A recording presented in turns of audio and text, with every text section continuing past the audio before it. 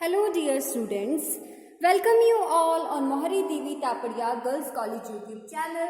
Today in this video lecture we are going to continue our poem and our poem name is The Last Ride Together. Okay, so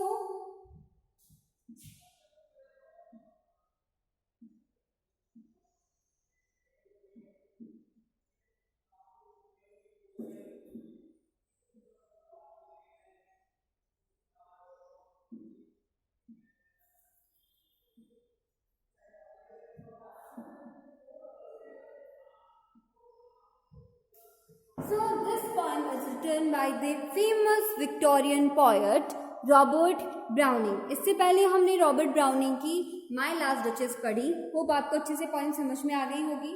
so writer is poet is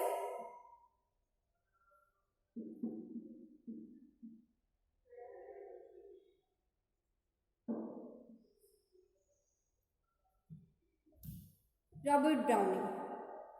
कल हमने इसका जो major एक तरह से story line और जो major points है वो डिस्कस किए थे.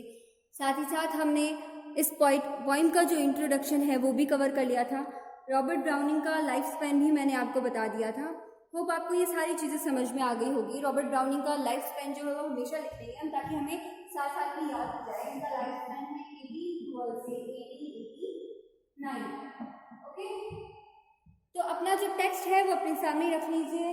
अब हम पढ़ते हैं पॉइंट को, यानी लाइन बाय लाइन एक्सप्लेन कर लेते हैं. एक बार से मैं रिपीट कर देती हूँ. ये जो पॉइंट है इसमें 110 लाइन्स हैं. इसकी जो थीम है वो है लव और लाइफ की, और इसमें जो टोटल नंबर ऑफ स्टेंजास है वो है 10.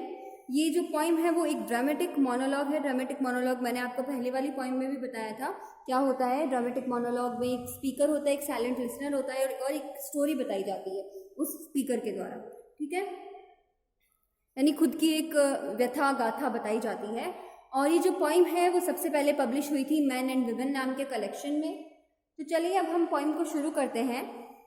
पोइम शुरू होती है एक सिचुएशन के साथ. फर्स्ट स्टैंजा हमें एक सिचुएशन में लेके जाएगा. सिचुएशन ऐसी कि जो स्पीकर है यहाँ पे, इस ड्रामेटिक मोनोलॉग का जो स्पीकर है वो बताएगा कि मैं इस दुविधा में हूँ कि मेरी मिस्ट्रेस यानी जिससे मैं प्यार करता हूँ, मेरी जो लव्ड वन है, उसने मुझे रिजेक्ट कर दिया है. लेकिन फिर भी मैं उससे रिक्वेस्ट कर रहा हूँ इस बात की कि वो मुझे हाँ कर दे, बस एक लास्ट राइड के लिए, कि मैं उसके साथ बस एक लास्ट राइड पे जा सकूँ, उसके लिए वो मुझे हाँ कर दे. तो वो उससे रिक्वेस्ट कर रहा है. अब देखिए कैसे रिक्वेस्ट करता है, क्या कहता है.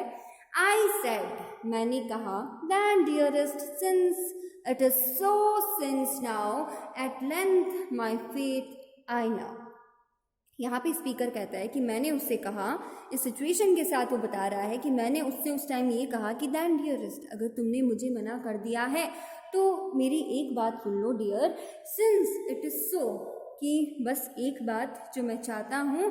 सिंस नाउ, यानी कि अभी. At my faith I know, जैसे कि मैं मेरा भाग्य भी जानता हूँ. Since nothing all my love avails, कि मेरा जो प्यार था, जितना भी मैंने तुम्हें प्यार किया वो क्या हुआ, अवेल हो गया, वेस्ट हो गया. यानी तुमने मुझे एक्सेप्ट नहीं किया, तुमने मेरे प्रपोजल को एक्सेप्ट नहीं किया, तो मेरा जो लव है वो अवेल हो गया है, वेस्ट हो गया है.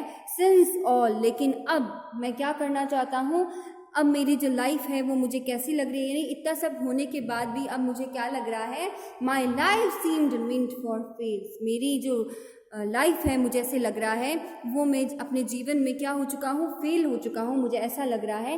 लेकिन फिर भी यहाँ पे जो स्पीकर है वो कैसे है, ऑप्टिमिस्टिक है. ठीक है ना, मैंने आपको कल भी बताया था कि यहाँ पे ऑप्टिमिस्टिक स्पीकर हमें देखने को मिलेगा. ये हमें क्वेश्चंस भी पूछा जा सकता है.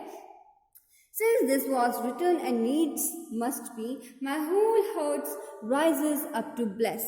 कि तुम मुझे मना कर रही हो, तुम मुझे छोड़ के जा रही हो, तुम मुझे रिजेक्ट कर रही हो, लेकिन फिर भी मेरा जो हृदय है ना, मेरा जो दिल है वो हमेशा उठेगा तुम्हारी प्रार्थना के लिए, तुम्हें हमेशा ब्लेसिंग्स ही देगा, तुम्हें कभी कर्स नहीं करेगा। ऐसे वो अपने बी लव के लिए या अपने लवर वन के लिए बोल रहे हैं। बी लव तो नहीं है, लवर वन है, यानी कि अपनी जो प्रियतम है उसके लिए बोल रहे हैं। Your name in pride and thankfulness, मैं तुम्हारा जो नाम है ना वो हमेशा प्राइड के साथ और थैंकफुलनेस के साथ लूँगा, यानी मैं तुम्हें भी कभी भी कर्स नहीं करूँगा इस बात के लिए कि तुमने मुझे रिजेक्ट किया। ऐसा यहाँ पे स्पीकर कह रहे हैं। आप देखिए आगे की लाइंस में, take back the hope you gave, यानी तुमने मुझे जो भी आशाएं दी वो तुमने किस में कन्वर्ट कर दी, निराशा में, यानी मुझे डिसअपॉइंट कर दिया, यानी तुमने जितनी भी होप्स ली थी तुमने वापस ले ली है।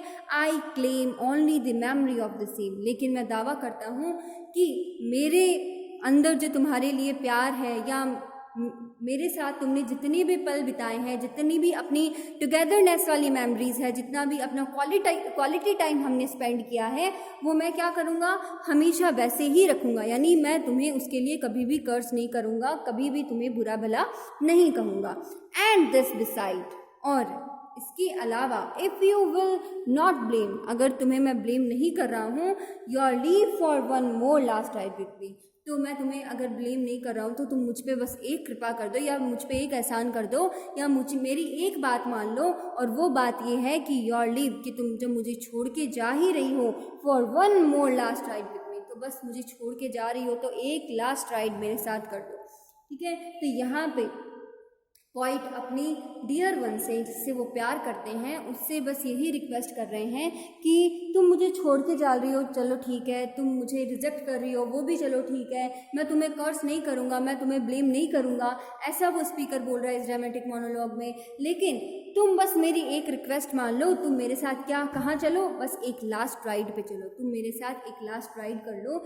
तो यहाँ पे हमें क्या देखने को मिल रहा है, जो स्पीकर है वो इतना ज़्यादा निराशा में है, इतना ज़्यादा डिसअपॉइंट हो चुका है, यानी अपने रिजेक्शन को वो झेल रहा है, फिर भी वो क्या कर रहा है, ऑप्टिमिस्टिक है, फिर भी वो क्या, उसमें ऑप्टिमिस्ट जो है वो अभी भी है, यानी कहीं ना कहीं उसमें अभी भी आशा है कि वो उसे उस लास्ट राइड के लिए तो कम से कम हाँ कह ही देगी।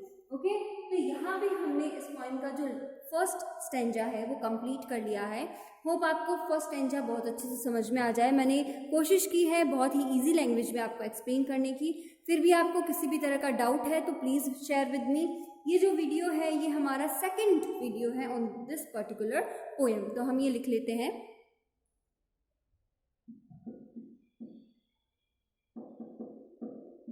This is our second part on this particular poem. तो अब हम मिलते हैं इसके थर्ड पार्ट में नेक्स्ट स्टेंजा के साथ, यानी नंबर सेकंड स्टेंजा के साथ। तब तक के लिए bye bye, take care and very very thank you. और मैं आपको फिर से ये बोल रही हूँ कि आपको किसी भी तरह का कोई डाउट है तो आप मुझसे पूछिए। जो क्वेश्चंस की बात है वो हम इस पोएम के बाद शुरू करने वाले हैं। अपने जो क्वेश्चंस मैंने आपको कहा था कि मैं हर एक पोएम के बाद करवा दूंगी, तो वो मैं आपको इसके बाद करवाने वाली हूँ। तो अपने जो नोट्स के रजिस्टर वगैरह है वो प्रिपेयर रखिएगा और साथ साथ में कोशिश कीजिएगा कि ये आप अपनी जो मैं मेजर पॉइंट्स लिखवा रही हूँ वो आप अपने नोट्स में लिखते चलें। ठीक है, चलिए तो स्टूडेंट्स अब हम कल मिलते हैं। Bye bye.